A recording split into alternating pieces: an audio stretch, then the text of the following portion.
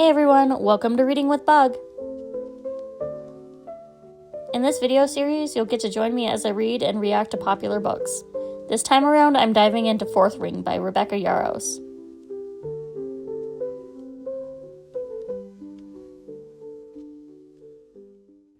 Hi guys, my name is Adriana, but my friends call me Bug. Full disclosure, I might be a little bit awkward the first few videos that I make just because I'm newer to this. I think that it's a little bit odd speaking to myself on camera, and I'm not well versed in practicing scripts or anything. More often than not, you're going to see me kind of just winging it and seeing how it goes. For this video, I did write some stuff down so that way I can remember the points that I want to bring up. So anyways, without further ado, my name is Bug, and it's really nice to meet you guys. I've been a bookworm for as long as I can remember. Growing up, I was all about fantasy, starting with the Harry Potter series back when I was in elementary school, and recently I've been diving into more romantic genres. I have really enjoyed the romantasy books with Sarah J. Maas's ACOTAR, as well as From Blood and Ash by Jennifer Armentrout. For this new series, I've decided to read Fourth Ring by Rebecca Yarros. It's been blowing up online with a lot of people comparing it to ACOTAR, and that was a series that really got me into reading again. So I figured it was worth checking out. So, full confession time. When the book first came out, I gave it a shot with the audiobook, but I just couldn't get into it. Maybe it was the narrator, or maybe it was the main character. It just wasn't something that wasn't clicking with me. Violet felt like she was a little bit too of a pick-me or too unique, and I guess it was just too much of a self-insert type vibe for the main character. I don't know. I just put it down, and basically I avoided the book series ever since. So recently I was thinking about what kind of content that I wanted to create on YouTube. After some back and forth, I realized that I missed reading fantasy books, and I missed sharing my opinion with others and discussing what I read. So I decided to give Fourth Ring another try. It's been compared to some series that I genuinely love, so maybe I was a little bit too quick to judge. So in this video series, I'll be reading the book and recording my reactions. Don't worry. It's not going to be me sitting in silence for hours as I read. I'll be editing clips of my real-time reactions as the plot unfolds, and at the end of each video, I'll give a little summary of my thoughts on what I've read so far. So yes, there's going to be spoilers, just to let you know. If you want to do a read by read with me, I would suggest reading the chapters that I read first before watching the videos. So Fourth Ring has about 39 chapters, plus 2 bonus chapters from the copy that I picked up from Walmart.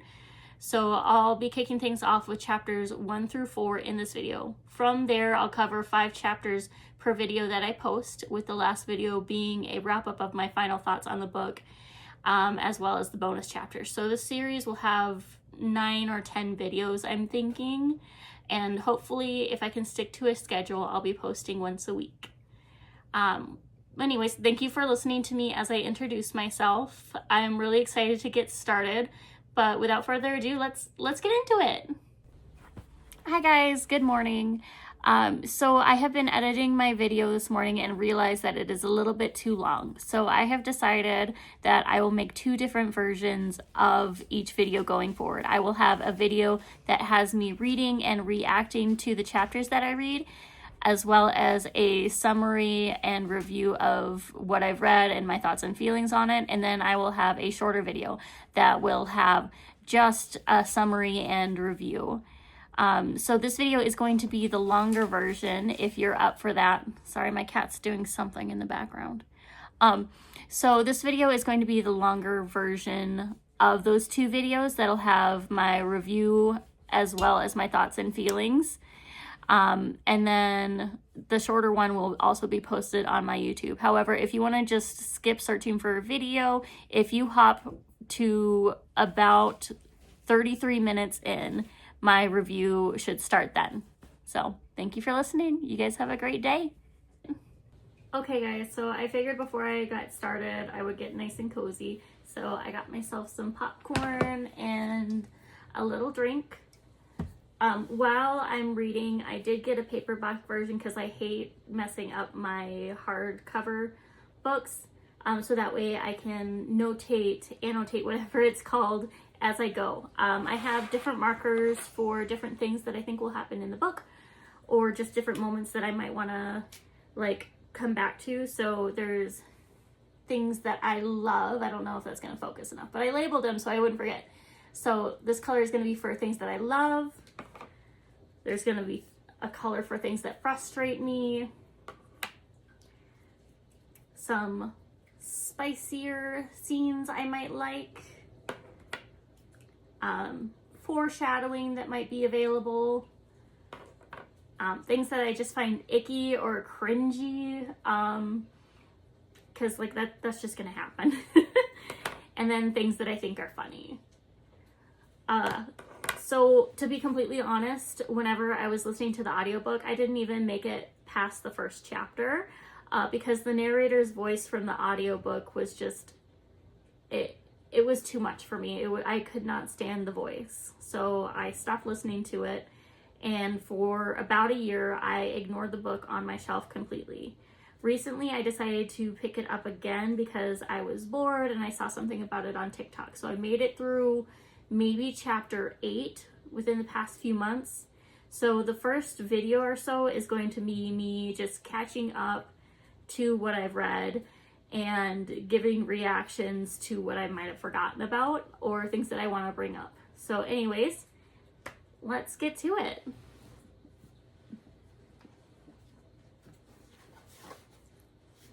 It's so weird reading paper books because I'm worried about like creasing and everything. I know that I'm going to be highlighting and writing in this book anyways, but it just feels weird that the page is going to stay open basically. I do like that it has a map though. I think that any fantasy book that is worth reading has a map, and I love that. Though it is kind of annoying that the paperback book has like that little crease in the middle, so I have to like really get into it to see it.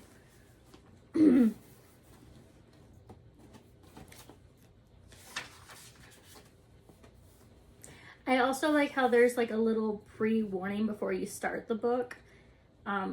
Whenever I initially heard of Fourth Wing, I thought it was a YA novel, and I quickly learned otherwise from one or two spoilers that I heard. Thankfully, since I've been able to avoid most spoilers, which is really exciting for me because whenever I first started reading ACOTAR, there was so many spoilers out there. But it does help that I actually deleted TikTok recently, so I'm hopefully not going to run into anytime soon. However, if you guys have any fan art or anything that doesn't have spoilers that you want to send me, I would be very much appreciative of it, just so it can help me visualize more. Oh, and then there's the map of the college too. That's helpful. The following text has been faithfully transcribed from Navarian into the modern language by Jessina Neilwart, curator of the Scribe Quadrant at Basgiath War College. If anybody knows or can offer me some like, what are they called, pronunciation guides, that would be helpful. All events are true, and names may have been preserved to honor the courage of the fallen. May their souls be commended to Melek. See, this is the part that irritated me. She was described right away as being frail, weak, short, not muscular. She's only had training for 6 months compared to her sister, but her mom wants to send her into the writer's quadrant. So that's a hard thing that I have a hard time wrapping my mind around, is why would her mother want to send her into the writer's quadrant whenever she's obviously not suited for it?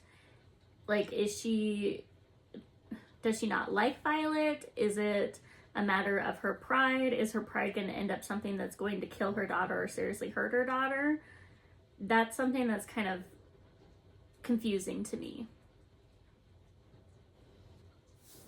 So I think it is a matter of pride, because she says, I will not watch one of my children enter the scribe quadrant, Violet.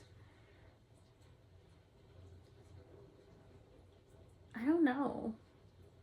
Like, so you'd rather send your daughter off to die than to let her do something that she genuinely loves. But then the mother goes to defend Violet, which is interesting. Maybe she has some misplaced faith or something that her daughter's going to be okay. Which, I mean, obviously she's going to be okay. Otherwise, we wouldn't have the rest of the book. So she's small. Mom scans me up and down, taking in the generous fit of the cream-belted tunic and pants I selected this morning for my potential execution. That's dramatic. Are we just listing my faults now? I never said it was a fault. Mom turns to my sister. Mira, Violet deals with more pain before lunch than you do in an entire week. If any of my children is capable of surviving the Rider's Quadrant, it's her. Okay, well that's a good show of faith, but I don't know. Are you that eager to bury another child? Oof. But yeah, so she already has lost one child. She lost her husband, and she's going to lose another, potentially. Some obvious foreshadowing. If anything, they'll come after you harder to make you prove yourself.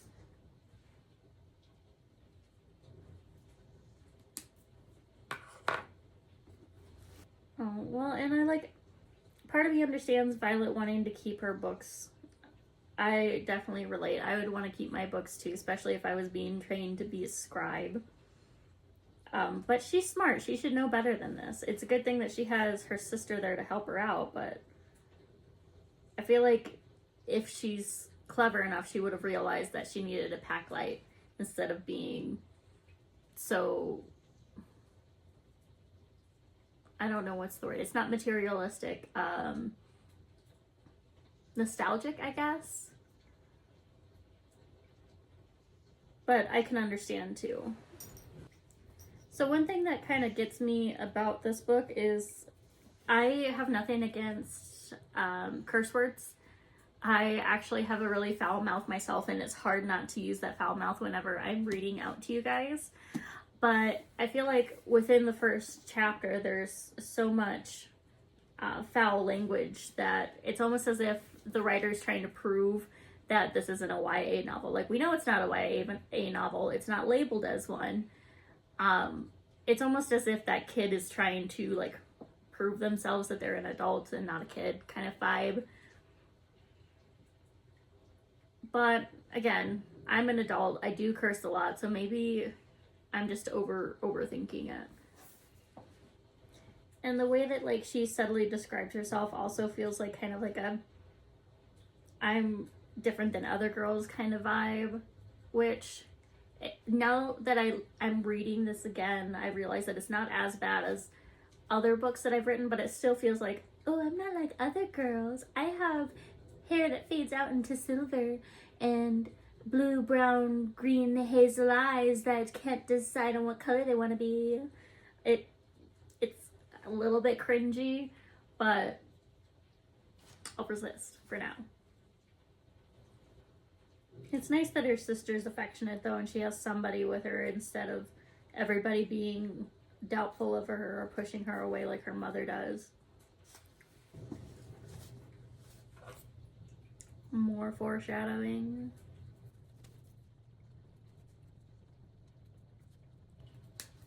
Stay the hell away from Xaden Riorson. I haven't even read the book fully, and I know that's not going to work out.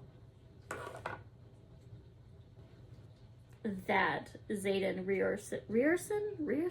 That Xaden, whatever his last name is. How many other Xadens are there going to be?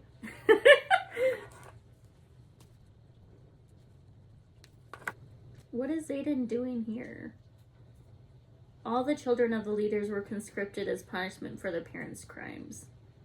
See, that's another thing that I have a hard time understanding. Why are you going to have the children of the traitors in the military, the children whose parents you killed, right in front of them?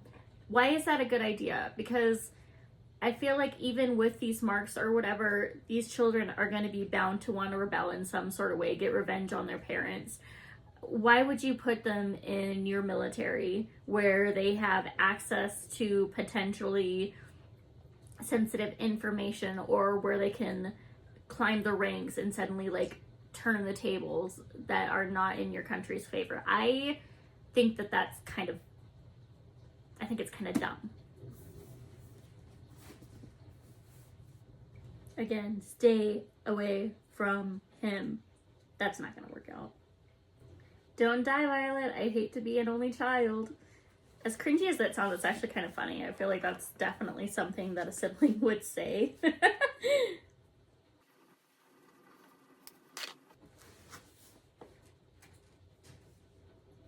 Soaring Gale, as in, again, with the names, is that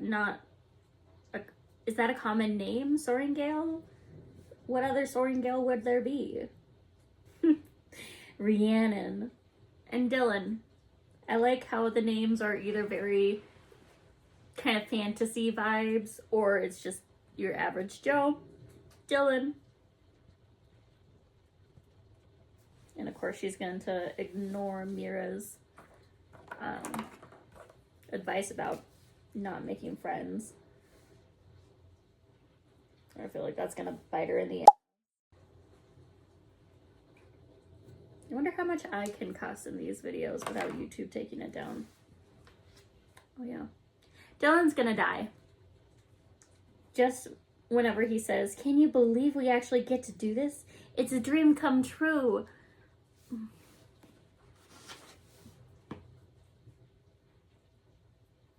Oh, but I guess all the other candidates are pretty excited to be there too, but they know the risks. I mean, who wouldn't want to ride a dragon? Me. Not that it doesn't sound fun in theory. It does. It's just the abhorrent odds of surviving to graduation that sour my stomach. You know, that is relatable. I, too, would feel that exact way. Like, dragons are really cool. Don't get me wrong. Do you think that I would be on top of a dragon riding one? Never in 100 years. I would look and go like, oh, look, there's a dragon flying by. I would never climb a dragon to fly it myself. Maybe a griffin? I mean, not to sound like the enemy here, but like I feel like a griffin is more easy to climb onto at the very least. Dragons sound more aggressive. I hope that they have seatbelts. I do like how relatable Violet is. I feel like I was a little bit quick to judge her whenever I was listening to the audiobook. Maybe it was the narrator who read it. I'm not dying, Dylan says with more confidence than I feel as a... Dylan, you're gonna die. Oh, God. He tugs a necklace from under his tunic to reveal a ring dangling from his chain. She said it would be bad luck to propose before I left, so we're waiting until graduation. He kisses the ring and tucks the chain back under his collar. The next 3 years are going to be long ones, but they'll be worth it. Damn, Dylan. Oh, me and Violet share the same shoe size. How convenient. Also, f this guy behind her. What is his problem? You know what these writers remind me of? They remind me of that one group of people from Divergent that were, you know, doing parkour a lot, and that one girl went into whenever she... I feel like this book is borrowing themes from different books.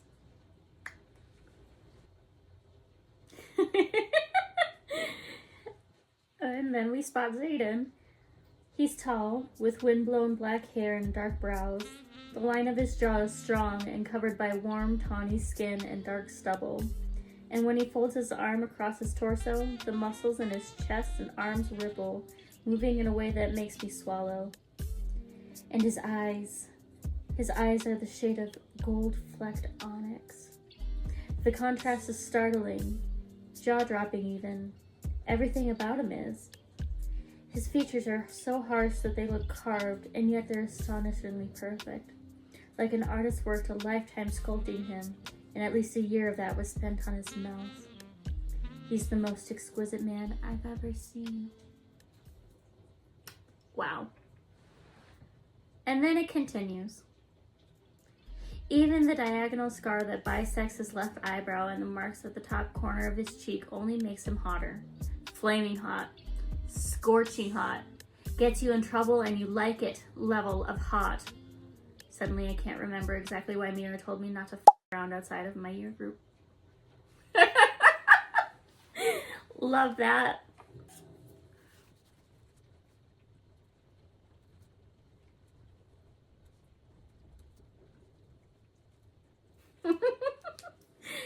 Okay, I do like Violet. She's relatable. Oh, goodness. And then Dylan's gonna die.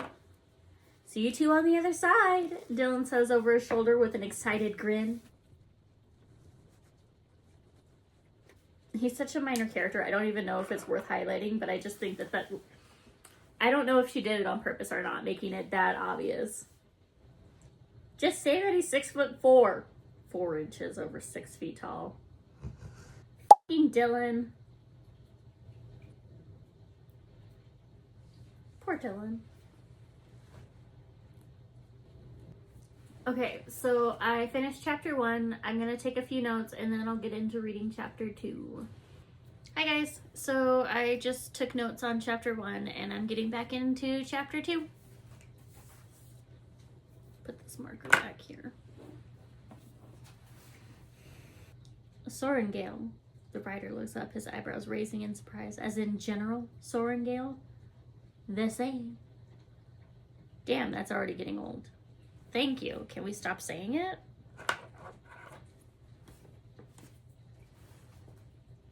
I don't know. I think the repetition of it is getting kind of annoying, so I'm going to mark that as an ick.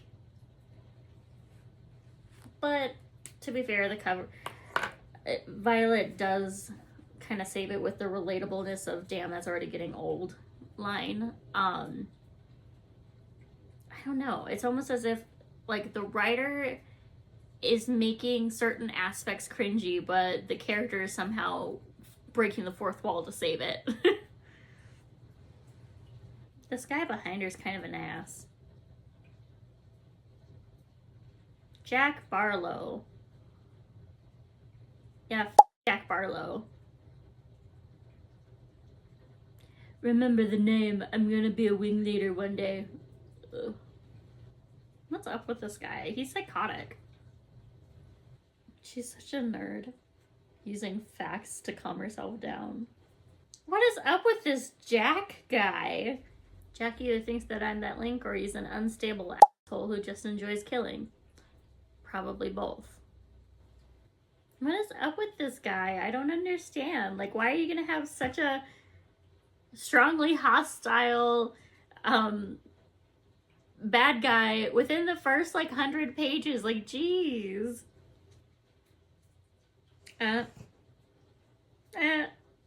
She's got him by the balls. Literally. Love that. You're gonna have Jack here start as a eunuch? I don't think that Jack's actually going to kill her, but there's gonna be some showdown between the two cadets at some point. There's not much for chapter 2 to notate, so I'm just gonna write down what I thought real quick. On to chapter 3. Dane. I like Violet's observation of men. She notices a lot of details about how they look. Dane went from attractive and cute to gorgeous. Love that for her. We love a horny gal. And I'm about to be sick all over his boots. This isn't the same boy I grew up with. He's a second-year that's sweet. Childhood friends.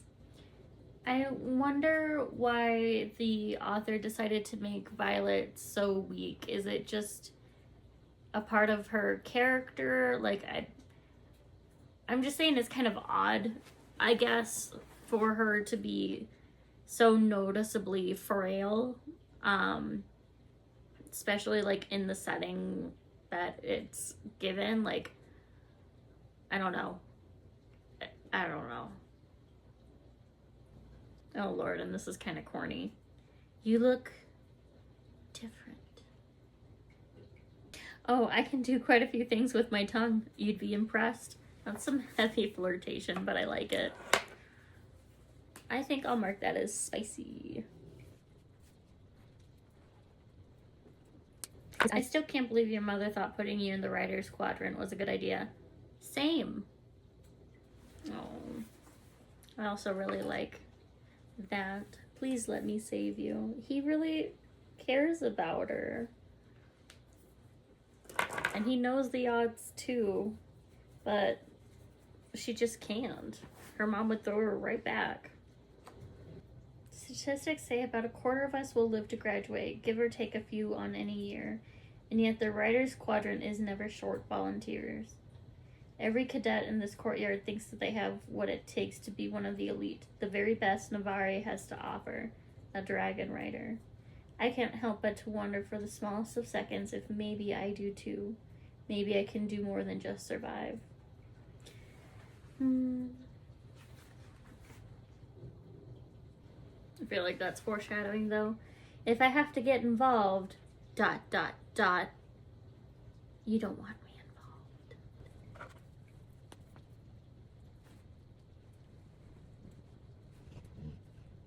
involved. My best advice? Don't die. Solid advice. I'm gonna mark that as funny.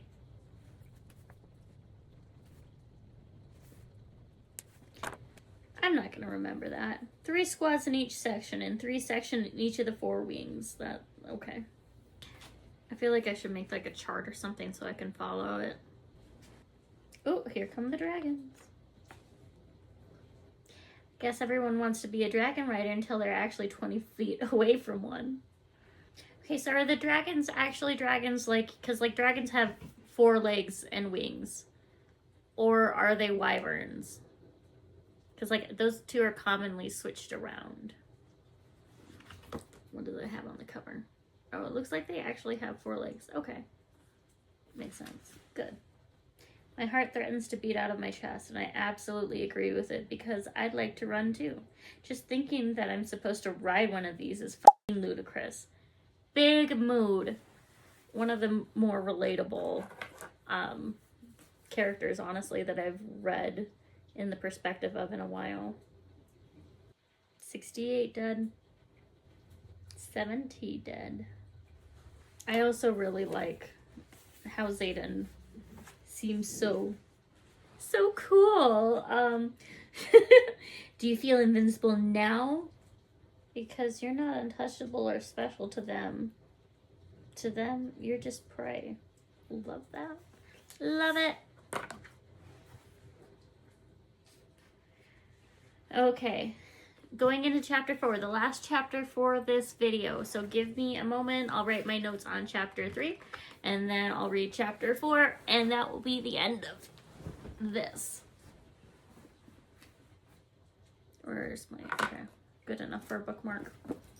Okay, I have written my notes on chapter 3. I think I accidentally said chapter 5 on the last one, or whatever chapter it is. I wrote notes on chapter 3 though. I'm gonna finish chapter 4 and then I'll wrap up this video. I just let my dog outside and it's already cold and snowy and gross. So after this, I'm gonna have dinner and edit some videos. But on to the last chapter of the video, guys. Oh, R.I.P. Dylan. Hey guys, I am back. I have been fed and hydrated and I took some ibuprofen, so the headache that I had is starting to fade. I have one more chapter to go before I wrap things up, and yeah, that'll be it for the first video. Where am I going with this? Anyways, I am going to get to reading. I have 10 more pages, and then I'll be calling it quits for the night, as far as I know. Don't borrow tomorrow's trouble. I like that advice. Dane.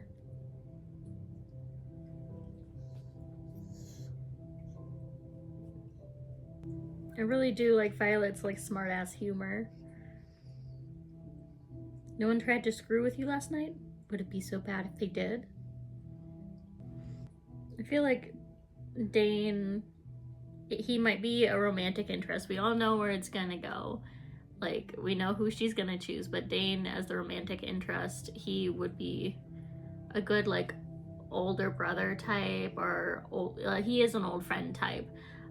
But the way he worries about her is really sweet. It reminds me of how a brother would treat his sister. So I've seen the archetype before for the love triangle of sorts, you know? Childhood friend versus new, tall, dark, handsome Hottie McHotterson. Oddly specific with his powers, though. I have to put my hands on the person. Oh, okay. When I read through it the first time, given this was a little while ago, I read that he had to put his hands specifically on their temple. So just putting his hands on somebody makes sense. I wonder if it's like skin to skin or what. Oh, see, I just put my hands on someone's temple and I can see what they saw. So does it have to be the temple then? Speaking of Xaden, guess who it is? I already knew your parents were tight, but do you two have to be so obvious? Let me guess. Childhood friends? First love, even?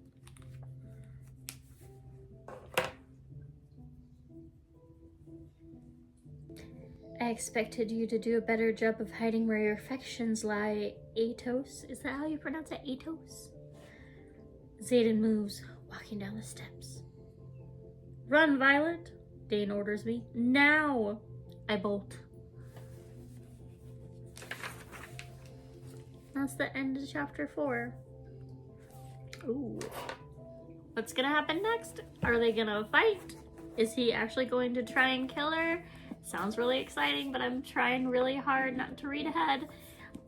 So, done with chapter 4, which means that I am going to take my notes, and then I'll give you guys a summary of my thoughts and feelings on the past few chapters that I've read. So, I'll be back. Okay guys, so I finished writing my notes on chapter 4, and now I'll give you a little summary of what I thought of chapters 1 through 4. I'm glad I wrote them down because my mind is starting to like kind of blur everything together. And I think this was actually a really good idea to write things down and highlight what I liked and didn't like. So with the first chapter, things that I really liked is I really like how the book has so much description and world building without it being overwhelming. I know that there are a lot of books out there that focus very hard on the world building, especially if it's the first in a series, and it can be really overwhelming and tough to deal with. With this series, I think that between plot, dialogue, and description, it's a really good mix of setting the scene, giving description to their surroundings, as well as adding some world building in without it being too overwhelming. I also am coming to really like Violet as a character. At first, I was unsure, especially whenever I was listening to the audiobook and her voice was so grating and agitating. So I'm glad that I decided to read it instead of listening to the audiobook. At first I thought that Violet would be just another I'm not like other girls kind of vibe in the book, that, you know, she's so weak and fragile and dainty and she had to be rescued, and like saved all the time. And I can tell that she's not going to be like that early on in this book, because she's using her logic to her advantage. She had been training to be a scribe this entire time, which I think is going to come in very handy for her and make up for the fact that she is fragile. And she's also very relatable. I think that she is empathetic and kind to an extent from what I've seen so far, which is really nice to see. She's not really cutthroat or defensive, but she's smart enough to know that not everybody is going to be your friend. I think that she might still be a little bit too trusting with certain people, but that's just me having experiences before where somebody pretends to be your friend and then it turns out they're just going to stab you in the back to get what they want. I also really enjoy how she's witty and her sense of humor is great. She's anxious, but she's anxious, but she still stands her ground. Like whenever she's staring Xaden down several times already throughout the book, I really can appreciate the balance between her being scared out of her mind, but also being firm in what she believes and what she wants to do, to the point of being stubborn, but not stupid, not yet. I also really enjoy the sibling dynamic between Mira and Violet. One of the things that I really liked was the quote, "Don't die, Violet," because that seems like something a sibling would definitely say. I'm unsure, honestly, how her frailty is...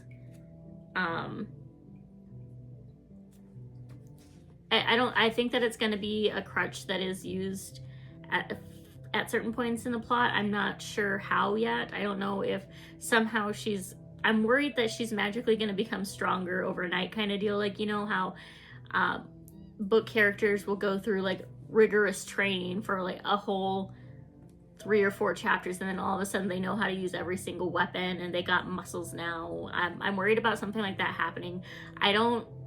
Or like having some magical potion make her all better.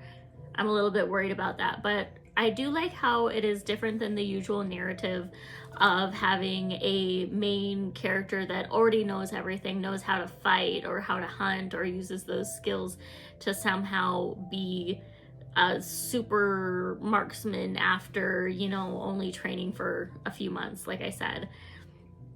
I feel like it's a little bit more realistic having her start off with like maybe 6 months of training and still being kind of shitty at what she does. Yeah, so I'm really liking Violet so far, actually. She's not relatable in the sense, like, she doesn't look like me. She's not your average looking girl. Like, she's not like, oh yeah, I'm only like 5'2" and super frail, but also somehow I magically have giant boobs and a nice ass. She's not like that from what I can see, which is also refreshing. Let's see. A lot of the foreshadowing that's going on, I don't know whether I just find it kind of predictable or if the foreshadowing isn't as subtle as it should be.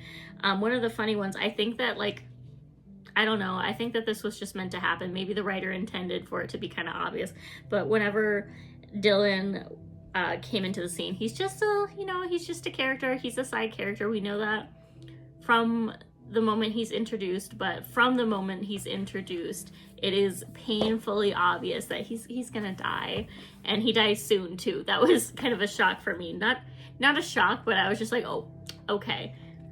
Where is it?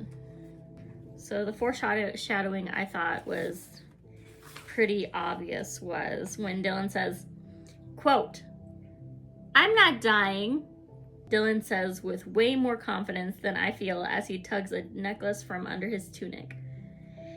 "She said it would be bad luck to propose before I left, so we're waiting until graduation." It just, the whole setup for this character was like, he's gonna die. And then he did.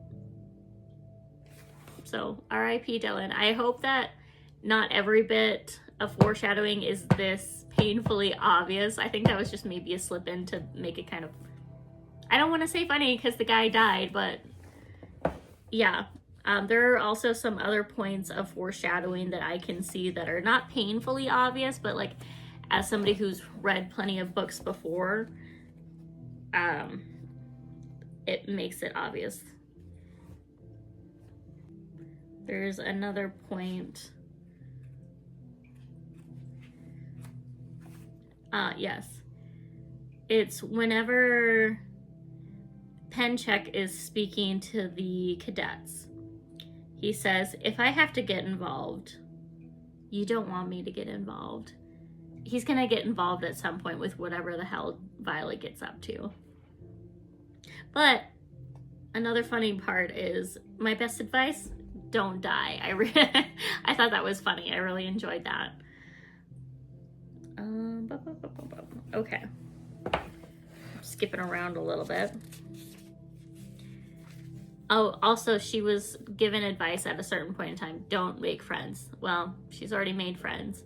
And because of that, that's where I get the whole betrayal part from. Like, I think that she's going to be betrayed at some point in time, either by Dane, which would be really heartbreaking, or, oh, hey, no, or by Rhiannon, who seems to be her bestie for the restie at this point. This is Dory. Dory doesn't like it whenever I don't give him attention either, so he's standing right in front of my computer. Him and Willie like to compete for my affections. Poppy does whatever she wants. Things that I really didn't like going into this book or into this chapter. I don't understand why Violet's mother, I can't remember her name, I think it's Lillian. I don't understand why she would force her daughter to enlist in the military whenever her daughter is obviously extremely weak and frail. She gets sick often, she gets injured often. It doesn't make any sense to me for a parent to do something like that. I understand lineage, I understand honor. However, this woman has already lost one son. She's lost her husband, who Violet seems to be very much like. So what makes this woman go, okay, well, I'm gonna force her to enlist in the military, where I think it was like only, I can't even remember the percentage, but only a small percentage of the recruits for Dragon Riders make it to their graduation. And then after that, Dragon Riders die young because dragons are dangerous. She also seems to have some affection for Violet, but obviously it's not enough to keep her daughter safe. There are also some parts where I feel that are borrowed from other recent books.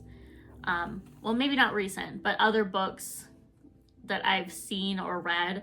Like, the Dragon Riders remind me a lot of the Dauntless from the Divergent series. It's been a few years since that one has been out and popular, but by the way that the Dragon Riders dress, by the way that they act, and the different and the different quadrants that are in this book as well, kind of remind me of the different factions in that book.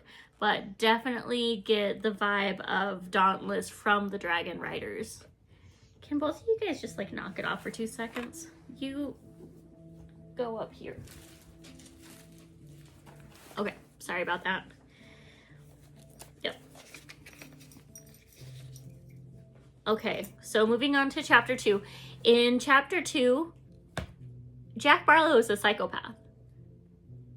What is going on with that? Why did the author decide to put such a strongly dislikable character in there right away? Why did she give Violet such an animus villainy, bad guy, arch enemy right away? I don't know. But anyways, he's just a psychopath. He's crazy. Like, why does he just want to kill her right away? What has she ever done to him? Like, I get the point of, like, weeding out the weakest link, and, you know, the fact that her mother is an important person and they want to prove a point, and she's so frail. Frail. But what is this guy's problem? Seriously. Chapter 2 is tense. Willie, please. Thank you.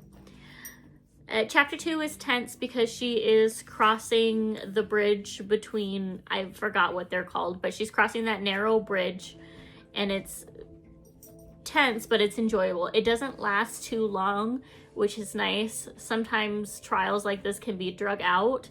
I feel like this one was wrapped up in just enough time. It was getting a little bit too long in the description, honestly, but she made it fine. It was great. I really enjoyed the part where they finally finished and then she turned around and her knife was suddenly at his balls. And then the guy makes a funny comment.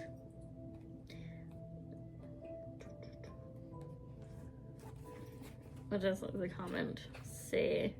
It's towards the end of chapter 2. Cadet Soaringale has you by the actual balls here. I thought that was pretty funny. And you're going to have Jack here start as a eunuch. That was kind of funny. I honestly feel like she should have done it. Taught that guy a fucking lesson because, again, he's a psychopath. What's his problem? Like, right away getting onto her. And even going up the stairs, he was talking shit the entire time. Whenever it came to chapter 3, oh my god, Dane is here. My bestie, my crush, my childhood sweetheart. I like how flirty Violet gets with him, how she mentioned before that she had gotten close to him and was thinking about it becoming something more with him. And I feel like they would be a cute couple. We obviously know that it's not going to work out. I've been lucky enough not to cross too much spoilers, but at the moment she saw Zane in the book, it was obvious. Not Zane, that's another one. Xaden in this book, it was clearly obvious which one she was gonna go for. It's like the whole, I don't know, it might end up like the whole Peeta versus Gale thing. Like Katniss ended up with Peeta, the soft one anyways, but I don't think it's gonna go like that. So speaking of so I also really enjoy how Violet, when she sees an attractive man, she lets us know. And I love that about her. She's like, this guy's hot. Oh, childhood sweetheart, he's really turned into a gorgeous motherfucker too. Can I say that? I'm gonna probably edit that out. I'll bleep it out. Anyways, so I love her attention to detail whenever she's describing hot dudes. A good line that was in there was whenever she was describing Xaden. Where are you? There you are. Flaming hot, scorching hot, gets you in trouble and you like it level of hot. Suddenly I can't remember exactly why Mira told me not to fuck around outside of my year group. Love that. And then whenever she's describing her old buddy Dane, she says something about him. Dane Atos went from attractive and cute to gorgeous. Anyway, I feel like that would be me. If I was surrounded by hot dudes, that would be the narration going on in my head, is just being like, wow. Another YouTube ad. I'm just gonna pause this. Okay. So speaking of details, I do like the detail in the description of the scenes and the surroundings in the book. I think that it really paints a picture in my head as to where they're at, what they're doing, what their surroundings look like, so that way I can get a good visual of what's going on. It really pulls me into what I am reading without being too much. I've read books that go on and on about like details, and then some that don't give any details at all. I wouldn't say that I'd rather have a book with little details, but sometimes like too many descriptions can get a little bit boring, and I find myself skipping around in the book a lot. So with this one, it has a nice balance of description, scenery, commentary, what's the word for it? Dialogue. I really like how it balances that out. And then whenever it comes to Dane stepping in, I appreciate that Dane doesn't want Violet to die. That is really admirable of him, and that he actively tries to find ways to get her out of this situation. However, once he understands that her mother wouldn't allow her to withdraw, even if she truly wanted to, or if she found a way to escape. She says basically that her mother would drag her back by the hair to the writer's quadrant. He should maybe back off on being so intense about it, because if she were to be dragged back by her mother, not only would it be humiliating in the sense of like your mom is dragging you basically by the ear to this place, but it also is showing that she's a coward, that she tried to run away, even though she's past the point of no return. If she wanted to run away, she would have done it. I think that she is intelligent enough to know that there would be ways for her to get out of the situation. Not like arguing with her mother, but like, hey, she could have changed her name and skipped town if she really wanted out of it. But she had to do what she had to do. There was no getting out of it. And now she's stuck with it. So she knows the odds. She knows what happens. She's a very intelligent woman. And Dane needs to see past his need to protect her and realize that she can handle herself. It's a dangerous situation. She knows the odds, like I said, but I think that other than, you know, main character plot armor, I think that she would stand a chance. She just has to find ways to get past the people that are physically stronger than her. Like, she's very smart, she's very intelligent, she says that she's very fast and agile. She could use that to her advantage over people like Jack Barlow, who are just brutes. And then just to wrap it up, I think Xaden is cool, I'm not gonna lie. Tall, dark, and handsome. He is brutal with his his ideas and logic. He's very straightforward to the point. He doesn't take any BS. I don't know. He's very, I don't know, he seems like a good, tall, dark, handsome, brooding, strict kind of love interest. I bet he's like secretly a big old softie, like on the inside though. But we'll see.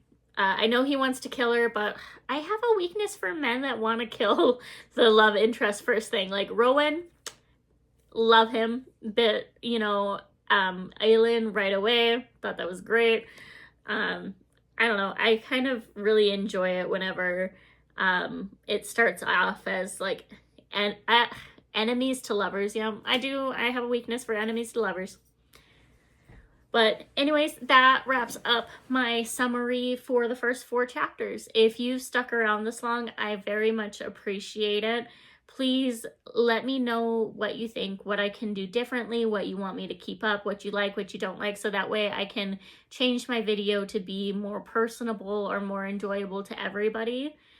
But I really enjoyed making this video. I have a love for reading, like I said at the beginning, and this has gotten me more passionate than I've been in a long time about books. I think that it'll get me more involved in reading, in perceiving what I'm reading, digesting it, and kind of seeing more than what's on the surface. I don't know how many of you know this yet, because I know some of you watching are friends and family of mine.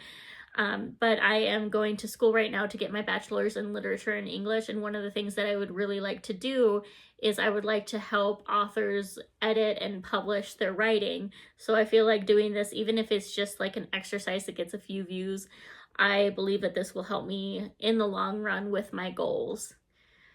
So yeah, thank you so much for watching. As I said, if you made it this far, it is very much appreciated. Like, comment, and subscribe. I will try and post one of these videos at least once a week. I'm thinking on Sundays, so that way I can keep it kind of normal and keep it going.